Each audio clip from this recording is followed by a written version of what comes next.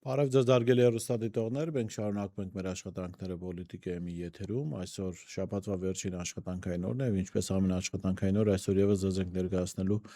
օրվա մամուլի կարևորագույն հրապարակումները եւ այսպես հրապարակ օրաթերթը գրում է.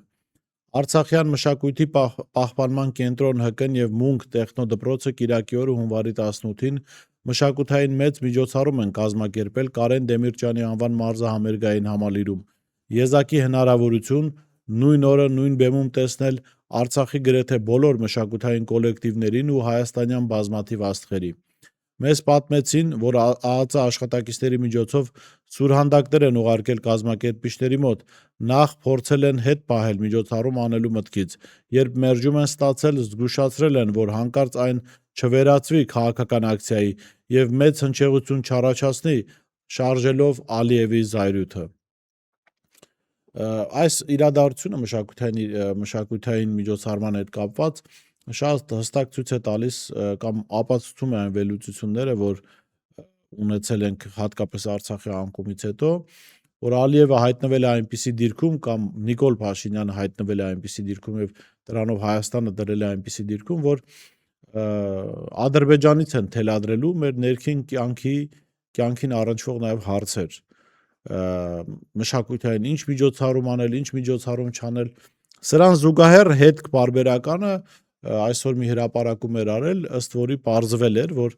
այդ այսպես կոչված արևմտյան Ադրբեջան կազմակերպությունը ուղիղ ֆինանսավորվում է Ալիևի աշխատակազմից եւ պահվում է Ալիևի աշխատակազմի կողմից եւ սրանով ապացուցում է այն, որ դա որևէ հասարակական կազմակերպություն չէ, Ալիևի Ադրբեջանի պետական քաղաքականության մաս է կազմում։ Եվ սրան զուգահեռ մենք տեսնում ենք Ալիևը նաև թելադրում է, թե Հայաստանում մարդիկ ինչպես պիտի ապրեն, ինչ մշակութային միջոցառումներ պիտի անցկացնեն եւ ինչ հայտարարություններով հանդես գան կամ հանդես չգան։ Հրապարակ թերթը գրում է. հայ առաքելական եկեղեցու դեմ Նիկոլ Փաշինյանի վերջին ժամանակների գործողությունները իշխանության ներսում լուրջ կասկածների տեղիք են տվել, որ իրենց առաջնորդը մտադիր է կրոնական նոր կազմակերպություն ստեղծել։ Որոշ շրջանակներ այս հեռանկարը սարսափով են քննարկում, համոզված, որ վեհափարի դեմ անհաջող քայլերի հանգուցալուծումը լինելու է կրոնական նոր կազմակերպության ձևավորումը։ Այս մտահոգություններն առաջացրել են հատկապես այն բանից հետո, երբ եկեղեցու եւ վեհափարի դեմ տևական պայքարից հետո տարեսկզբին Սուրբ Ծննդի նախօրեին Նիկոլ Փաշինյանն ու կաթողիկոսի հեռացումը պահանջող 10 եպիսկոպոսները հայտարարեցին հայ առաքելական եկեղեցու բարենորոգման մեկնարկի մասին ու հրապարակեցին այսպես կոչված իրենց ճանապարհային քարտեզը։ 10 եպիսկոպոսների եւ Փաշինյանի ստորագրած փաստաթղթով ստեղծվում է համակարգող խորհուրդ, որը պետք է զբաղվի հայ առաքելական եկեղեցու բարեփոխման կազմակերպչական հարցերով պետք է զբաղվի։ Որևէ բարենորոգում իհարկե չի լինի, դուք գիտեք, որ այդ 10 եպիսկոպոսների մեծ մասը այսպես վատ անցյալ ու ներկա ունեն եւ սրա մասին մենք չէ որ ասում ենք, սրա մասին ամենաշատը խոսել է իշխանությունը ժամանակին, փաստեր է հրապարակել ժամանակին, հա։ Նիկոլ Փաշինյանը իր ընդդիմադիր լրագրող եղած ժամանակ է շատ գրել այդ մասին եւ ես կարծում եմ անպայման պետք է այդ բարենորոգման ճակերտերի մեջ բարենորոգման հանձնախմբի անդամ լինի նաեւ Կճոյանի Սիրուհին, այն Սիրուհին, որի մասին գրել էր Նիկոլ Փաշինյանը, որովհետեւ առանց Կճոյանի Սիրուհու, առանց Միրզախանյանի երեխայի, առանց Գևորգ Սարոյանի ընկերուհու հնարավոր չի լինի այդ բարեփոխումը այն թափով եւ այն ձևով իրականացնել, որը պատկերացնում է Նիկոլ Փաշինյանը, որովհետեւ պետք է ամբողջական տեսքով լինի, չէ, այդ այսպես ասած այլանդակությունը, ամբողջական տեսքով պիտի լինի այս դեֆորմացվածությունը Փաշինյանի եւ իր շուրջ հավաքված հոգեվորականների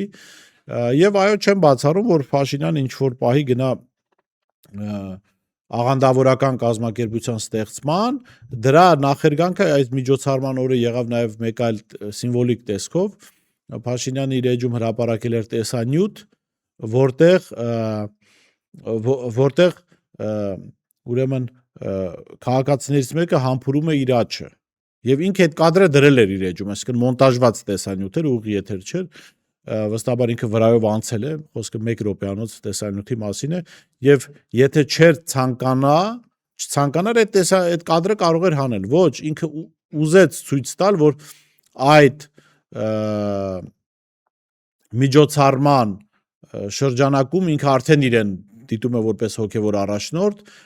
եւ այո կարող է նաեւ Փաշինյանի ստեղծած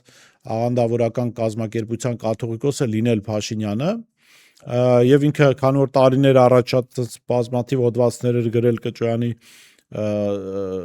կյանքի, զենքերի, սիրուհու մասին, կարող է օրինակ Փաշինյանի իմացած Կճոյանի սիրուհին էլ դառնալ իր տեղակալը, փող կաթողիկոսը այդ աղանդավորական կառույցում, սա լիարժեքորեն կարտացոլի այն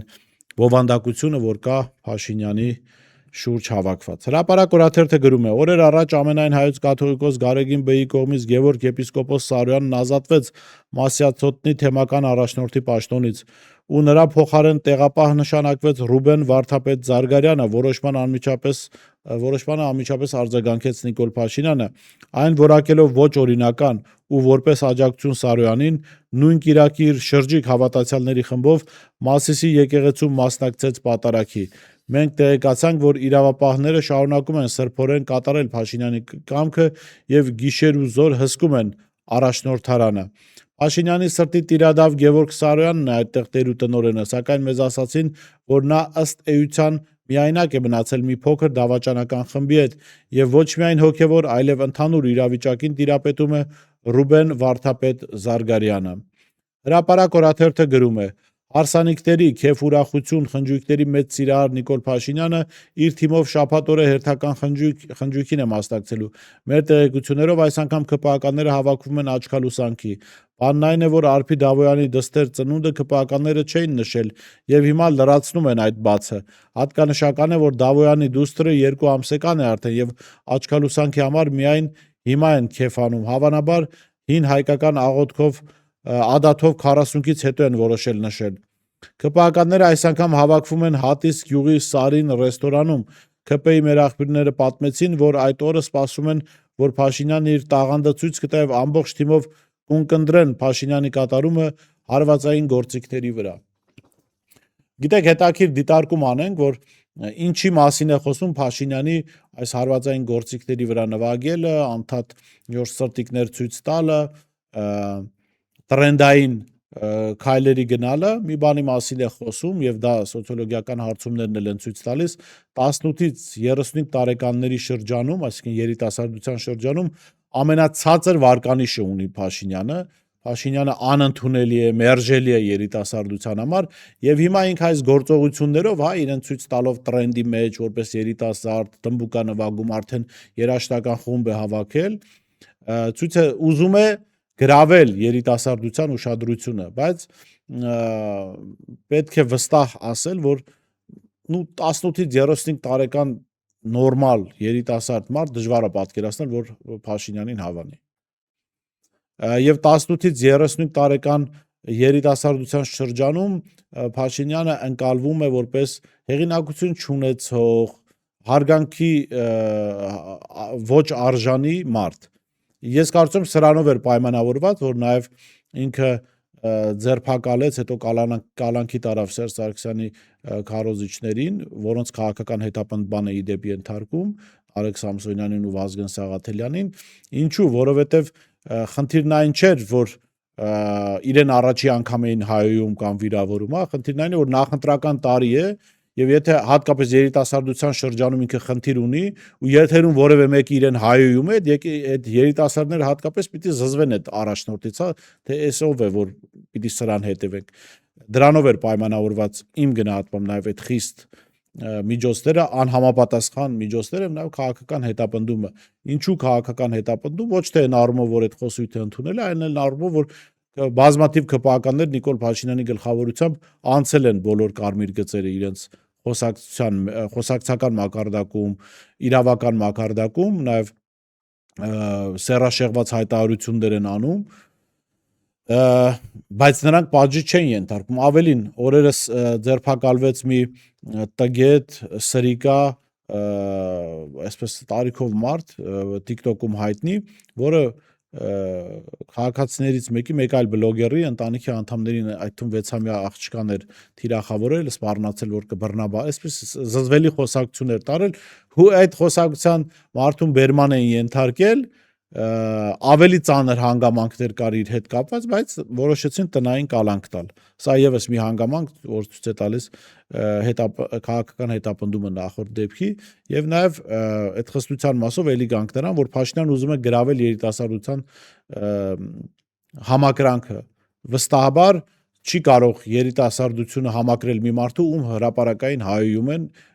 եւ նվաստացնում են։ Հրապարակ թերթը գրում է. գաղտնիք չէ, որ իշխանություններն ամեն գնով փորձում են իրենցով անել ԵՊՀ-ն, իսկ ԵՊՀ ռեկտոր Հովհաննես Հովհաննիսյանը հլու հնազանդ ծառայում է իշխանավորներին, կատարում է նրանց բոլոր հրահանգները, ընդդիմադիր հայացքներով դասախոսներին հեռացնում է համալսարանից,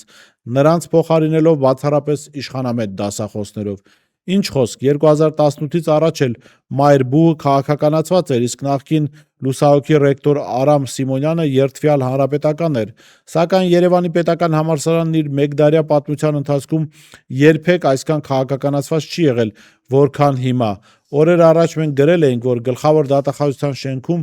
Մայր բուհի իրավագիտության ֆակուլտետը լաբորատորիա է հիմնել։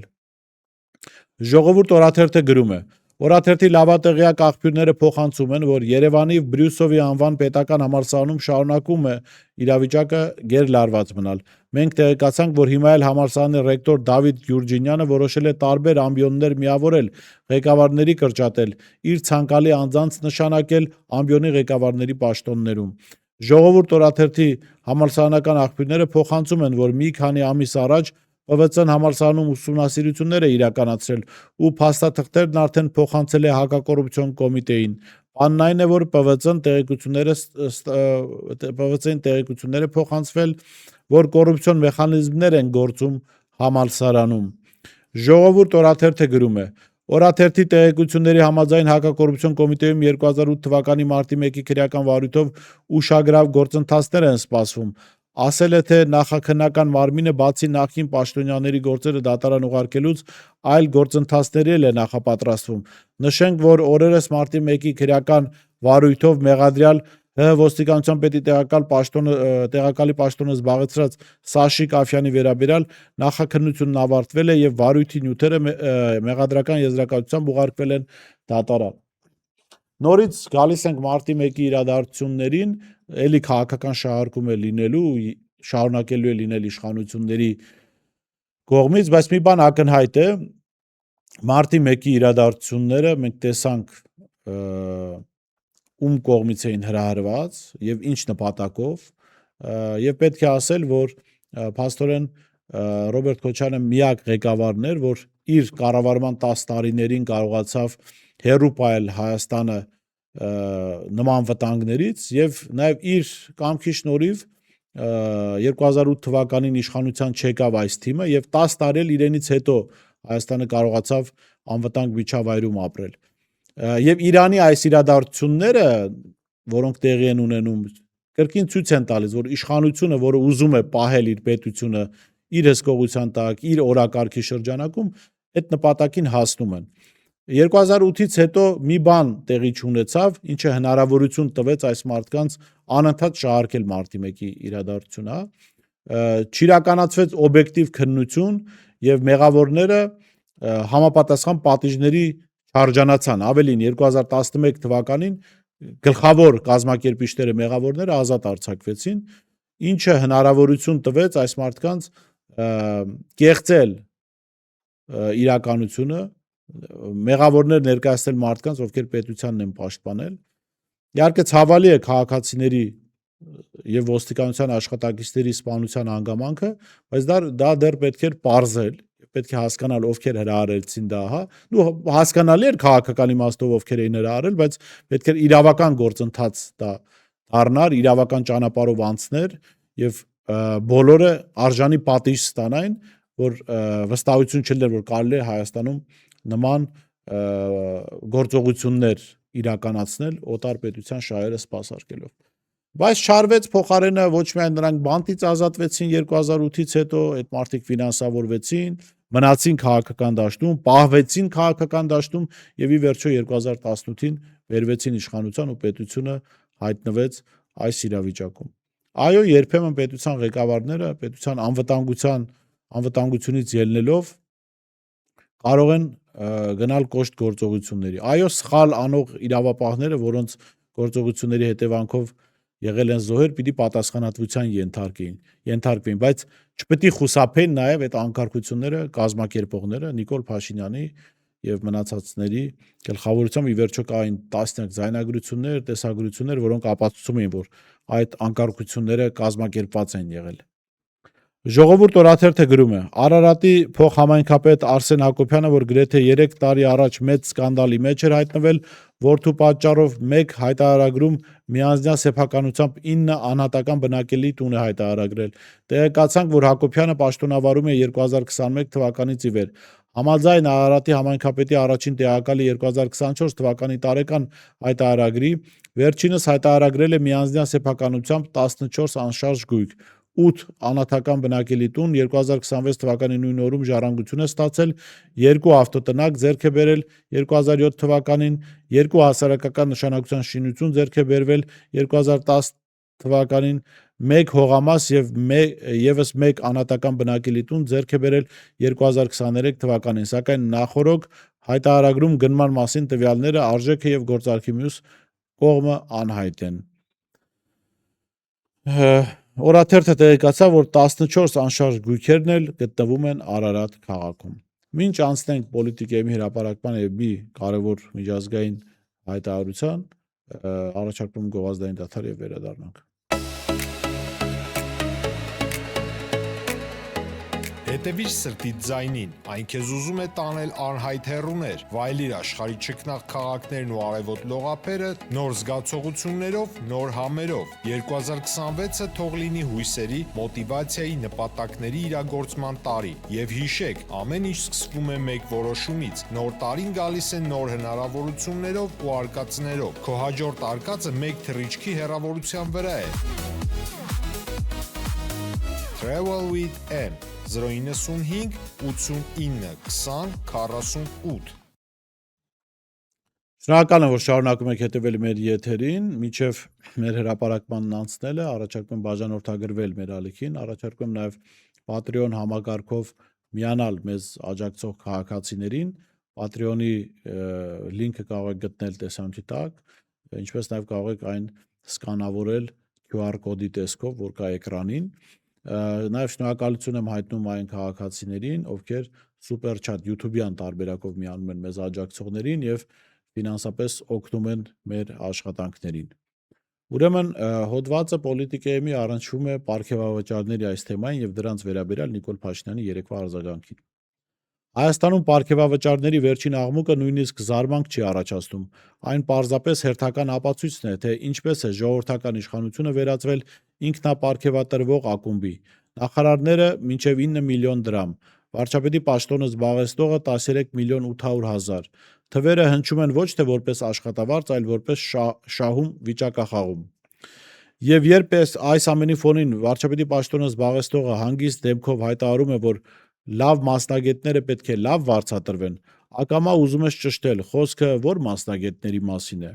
Որովհետև նույն մարդը, որի մասին տարիներ առաջ մամուլը գրում էր, որ սեփական շենքի բակի կրպակում անգամ 13,000 դրամ պարտք ուներ, այսօր խոսում է միլիոնների լեզվով, այնպես վստահ, կարծես Մանթաշովի թոռն է եղել, ոչ թե ժողովրդի ծառա։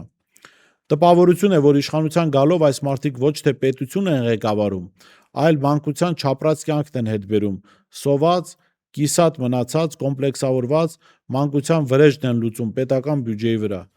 Այն ինչ տարիներ շարունակ չեն ունեցել, հիմա փորձում են հատուցել ոչ թե սեփական աշխատանքի հաշվին, այլ հանրային փողերով, կլպել բյուջեն։ Սա է դարձել նրանց անձնական սոցիալական արդարությունը։ Ամենաաբսուրդն այն է, որ այս ամենը ներկայացվում է որպես նորմալ, օրինաչափ, նույնիսկ առաջադեմ քայլ։ Իսկ թոշակառուն հաշվում է այս ամիս դեղ գնի, թե լույսի վարձը տա։ Իշխանությունը քննարկում է 9 միլիոնը իրենց համար մի բան էլ քիչ է։ Մինչ մարզերում մարդիկ լքում են գյուղերը, որովհետև ապրելու միջոց չունեն, կառավարությունում զբաղված են իրենց գրպանները լցնելով։ Այս իշխանության կերպարանափոխությունը շատ է հիշեցնում Ջորջ Օրվելի անասնաֆերման։ Այն խոզերին, որոնք սկզբում պայքարում էին անարդարության դեմ, հետո սկսեցին քայլել մարդկանց նման, խոսել նրանց լեզվով ու վերջում դարձան հենց այն, ինչի դեմ ապստամբել էին։ Այս կառավարությունն էլ նույն ճանապարհն է անցել, ինչի դեմ պայքարում էին կամ ձև էին տալիս, թե պայքարում էին, հենց դա էլ դարձել են։ Պարզապես հիմա դա անում են հեղափոխական բառապաշարով ու բարոյախրատներով։ Նախկինում ասում էին, թե թալանտ չկա։ Հիմա պարզվում է թալանտ կա, ուղղակի օրինականացված է ու սեփական ձեռքով հաստատված։ Իշխանությունը փոխվել է, իսկ հարստանալու ձգտումը ոչ։ Պետությունը չի կարող կառավարվել մանկության վրեժներով, իսկ եթե կառավարությունը հենց այդ տրամաբանությամբ է գործում, ապա խնդիրը ոչ թե 9 կամ 13 միլիոնն է, այլ այն, որ պետական բյուջեն վերածվել է օրելյան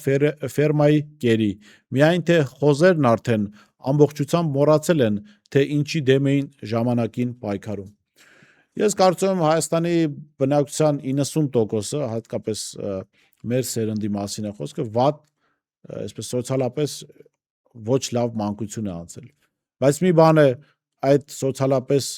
վատ վիճակից դասեր քաղել, հասկանալ, որ դու պետք է ունենաս լավ պետություն, լավ կրթություն ստանաս, աշխատես, որ այդ վիճակից դուրս գաս, այլ բան է, որ դու այդ մանկության տարիները համարում ես անարդարություն կոնկրետ քո նկատմամբ եւ համարում ես, որ պիտի գաս պետական լծակների տիրապետես ու վերականգնես այդ անարդարությունը քեզնով անելով, գրպաններդ լցնելով իբր օրինական ճանապարհով պետական բյուջեն։ Սա մի պարագայում, երբ մենք ունենք թոշակառուներ, որոնք ծանր սոցիալական վիճակում են ապրում։ Ունենք 100 հազարավոր քաղաքացիներ, ովքեր հատկապես ձմռանը կոմունալների վճարման խնդիր ունեն, իրենց տները տաքացնելու խնդիր ունեն, մարդիկ, ովքեր բուժ հաստատություններ գնալու խնդիր ունեն, հա, ինչու չեն գնում, որովհետև ֆինանսական միջոցները չի բավարարում, որովհետև մյուս կողմից էլ հիվանդանոցների եւ դրանց ղեկավարների տրամաբանությունն է մանկության վրեժի տրամաբանության, նրանք էլ որոշում են, որ քաղաքացին թալանելու մատերիալ է։ Երբ դրա համար ամեն անգամ կոչ երամ, թե ժողովուրդ ջան 6 ամիսը մեկ գնացեք ստուգումների, ախր քաղաքակիրթ մարդիկ գնում են ստուգումների, հրես տեսեք Եվրոպայում ինչ են անում, մարդիկ առանց ախտանիշների գնում ստուգվում են, որպեսզի բացահայտեն հիվանդություններ, որոնք թաքնված են, չեն ասում ժողովուրդ ջան, իսկ դուք հնարավորություն ունեք գնալ հիվանդանոց ստուգումների։ Ժողովուրդ ջան, իսկ մենք ձեզ տվել ենք այնպիսի առողջապահական համակարգ, որը ձեզ ոչ թե կլպի, այլ իրական խնդիրները բացահայտի, իսկ եթե չկան խնդիրներ, այդ խնդիրները չնկարվեն։ Հաջորդ հրապարակումը միջազգային մամուլից է, բայց այն առնչվում է մեզ եւ շատ կարեւոր է, որ մենք դրա մասին խոսենք, ուրեմն խոսքը Թուրքիայի արտգործնախարար Հական Ֆիդանի հայտարարության մասին է։ Ինչ է ասում Ֆիդան, ասում է. «Հուսով եմ, մենք կտեսնենք Զանգեզուրի միջանցքի իրականացումը այնպես, ինչպես ցանկանում է Ադրբեջանը, քանի որ այն կարևոր է կենտրոնական միջանցքի համար», Կանալ Տ-ի հետ զրույցում ասել է Թուրքիայի արտգործնախարար Հական Ֆիդանը։ Թուրքիայի արտգործնախարարի խոսքով ավելի լայն ռազմավարական համատեքստում այսպես կոչված Զանգեզուրի միջանցքը կարևոր է նաև տարածաշրջանային առումով, մասնավորապես Նախիջևանը մայրցամաքային Ադրբեջանի հետ միավորելու համար։ Ըստ դրա կան բազմաթիվ տեխնիկական հարցեր։ Մենք ցանկանում ենք, որ Ադրբեջանի եւ Հայաստանի միջև արդեն ստորագրված համաձայնագիրը վերջնականապես հաստատվի ստորագրությամբ եւ Թուրքիայի ու Հայաստանի միջև հարաբերությունների կարգավորումը հնարավորինս շուտ իրականացվի, որպեսզի մենք կարողանանք շարունակել մեր ուղին դեպի կայունություն եւ բարգավաճում տարածաշրջանում։ Ներկայումս Ադրբեջանի, Հայաստանի եւ Թուրքիայի քաղաքական ղեկավարությունները կիսում են այս ցանկությունը։ Հայաստանին մնացել է միայն մի քանի բան անել, հայտարարել է Ֆիդանը։ Թուրքիայի արտգործնախարարը նաև մեկնաբանել է Հայաստանում կայանալիք խորհրդարանական ընտրությունները։ Ինչպես գիտեք, հունիսի սկզբին Հայաստանում ընտրություններ են անցկացվելու։ Սա կարևոր քայլ կլինի, բայց մենք տեսնում ենք, որ պարոն Փաշինյանն այժմ առաջատար է հասարակական կարծիքի հարցումներում։ Մենք անկեղծորեն աջակցում ենք նրա կառուցողական դերին այս հարցում, այս մոտեցումը, այս ցանկությունը պետք է պահպանվի։ Սա առաջին հերթին արձանագրենք, որ Թուրքիայի արտգործնախարարն ասում է, որ Հայաստան դեռ անելիքներ, մի քանի բան ունի անելու, այդ մի քանի բանը գիտենք ինչ է՝ սահմանադրության փոփոխություն, ցեղասպանության հարցից հրաժարում, ինչպես նաև այսպես կոչված ադրբեջանցի փախստականների վերադարձ։ Առնվազն 3 հարց կա, գուցե այնտեղ բաներ էլ կան, որ մենք դեռ չգիտենք։ Սա նշանակում է, որ մարդիկ, ովքեր պնդում են, թե Թուրքիայի հետ առանց նախապայմանների բանակցում են, թե սա սահմանը բացում են, Թուրքիան ասում է, մենք ունենք նախապայմաններ, ու այդ նախապայմանները կապված են Ադրբեջանի հետ։ Սա նաև իջիկ է դարձում այն մոլորությունը, քաղաքացիների մասով մոլորությունը, ԿՊԱԿ-ները լավ գիտեն ինչ են անում, ովքեր կարծում են, թե կարելի է գնալ Թուրքիայի մոտ պաշտպանվել Ադրբեջանից Թուրքիայի միջոցով։ Հակամ Ֆիդան ասում է, մենք մեկ ենք մեր վարած քաղաքականություն, բայց ամենակարևորը Թուրքիայի արտգործնախարարը հայտարարում է, որ Նիկոլ Փաշինյանը իրենց թեկնածուն է։ Սա առանցքային նշանակություն ունի։ Ինչու է Հակամ Ֆիդանը այսպես հայտարարում։ Իհարկե Նիկոլ Փաշինյանը դրանից առաջ էլ է եղել իրենց տեխնատուն, հատկապես 2021-ին իրենց լիարժեք տեխնատուն եղել, բայց հրապարակային չէին հայտարարել, այսպես շատ ուղիղ չեն հայտարարել։ Ուրեմն սա խոսում է մեր վիճակի մասին, հարգելի հայրենակիցներ։ Ուրեմն մենք որպես հասարակություն թուրքերի աչքերում այնքան ընկած ենք, որ իրենք կարծում են, որ արդեն կարող են բացահայտ հայտարարել, որ Փաշինյանը իրենց տեխնատուն է։ Եվ դա հակառակ ռեակցիա ի վնաս Փաշինյանի ռեակցիա չի առաջացնի։ Ավելին, այս հայտարարությունը անելուց առաջ իրենք վստահ են, որ երբ հայտարարեն, որ Թուրքիայի տեխնատուն Փաշինյանն է, հայ հասարակությունը ավելի մեծ աջակցություն կտա Փաշինյանին։ Արդյոք այդպես է, ժողովուրդը պիտի, հասարակությունը պիտի դա ցույց տա։ Սա նման է իրավիճակի, որ ընտանիքի հորը սպանողը հայտարարի, որ ինչ որ կամ ընտանիքի ղեկավարի ընտրության հարցում իր տեխնատուն սպանվողի տղան է, ժառանգն է։ Ուրեմն ինչքան է այդ ընտանիքը բարոյազրկված, ինչքան է ընկած, ինչքան է հրաժարված իր անցյալից, իր ապագայից, ազգային ապագայից, որ փաստորեն սպանողի աջակցությունը պիտի առավելություն դիտարկվի։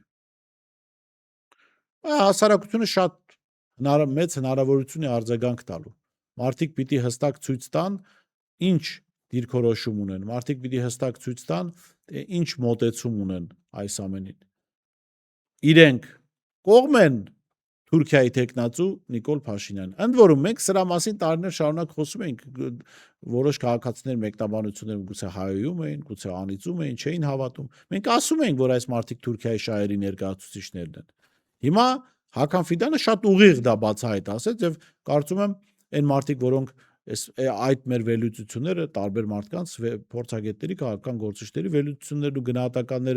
գնահատականների համար նրանց հայոյում են, երբ պիտի ներողություն խնդրեն։ Ու հիմա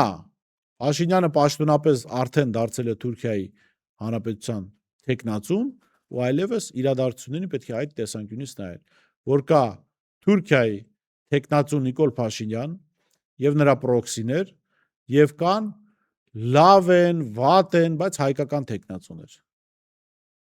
Իրենց թերություններով, առավելություններով։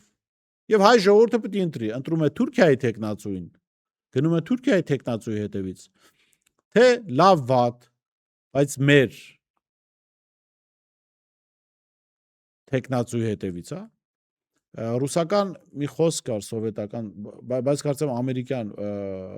բրիտանական բանից է, կառավարիչներից է վերցված, ինչ որ մեկի մասով են ասել, սուկին սին, նո նաշ սուկին սին։ Անկամ եթե մեր սուկին սինն ավելի լավ է իրան ընտրել, քան թշնամական պետության տեխնատուին։ Սա ամենայն անկեղծությամբ եմ ասում։ Եվ շնորհակալություն եմ հայտնում Հակամ Ֆիդանին, այսպես բացախոսության համար, հնարավորություն տալու համար իրականությանը բաց աչքերով նայել, առանց իլյուզիաների, առանց կեղծիքների, հասկանալ, որ այս մարդը Թուրքիայի տեխնատուն է վերջ։ Այսօր այսքանը, կհանդիպենք։